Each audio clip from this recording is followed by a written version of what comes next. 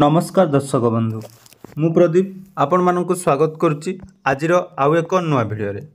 तो आपण माने जानिचंती जहाँकि जियो तरफ आपण मानक सर्वदा जहाँकि मोबाइल रिचार्ज क्षेत्र में बहुत सुंदर सुंदर जहाँकि वैलिडिटी प्लान एवं नुआ नुआ आकर्षणीय ऑफर प्रदान करा जाय थाए।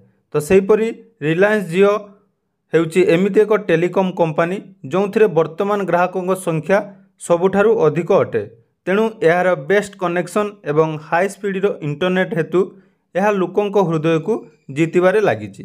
तो वर्तमान जहाँकि जियो सिम व्यवहारकारी मानक पई एक लंबा समय वैलिडिटी सहित एक प्लान आसुची जो थे आपण मानकु जहाँकि सस्ता प्लान मिलिबो एवं ता सहित अधिक डाटा मिलिबो। तेणु कौन रही जियो प्लान आसंतु ए वीडियो रे डिटेल्स जानि नबा।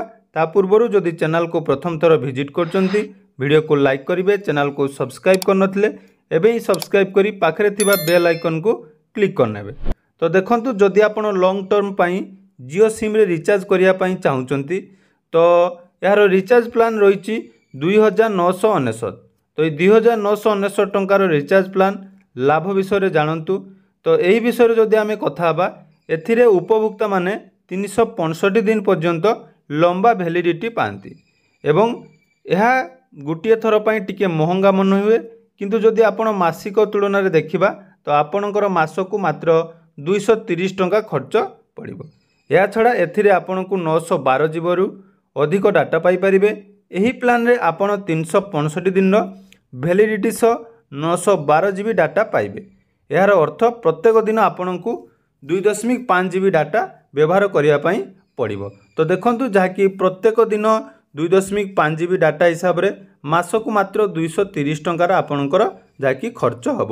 या सहित एथिरे आपण 5G डाटा सहित 5G डाटा अनलिमिटेड यूज करें। तेणु जदि आपणकर मोबाइल 5G होइतिबा दरकार एवं प्रत्येक दिन 500 रु आपण माने बहुत सारा डाटा जहाँकि यूज करें एवं एथिरे आपनको प्रत्येक दिन 100टी मागणा SMS रो उपलब्ध अछि। तेणु जदि आपण माने जियो हिताधिकारी अटंती बा जियो सिम रो लॉन्ग टर्म रिचार्ज करिया पई चाहुचंती तो ये 2999 टंकार जहाँकि रिचार्ज प्लान नहीं पारिबे, जो थे आपण को मध्य OTT रो मध्य लाभ मिलिबो। जियो टीवी एवं जियो क्लाउड रो फ्री एंट्री मध्य पाई पारिबे।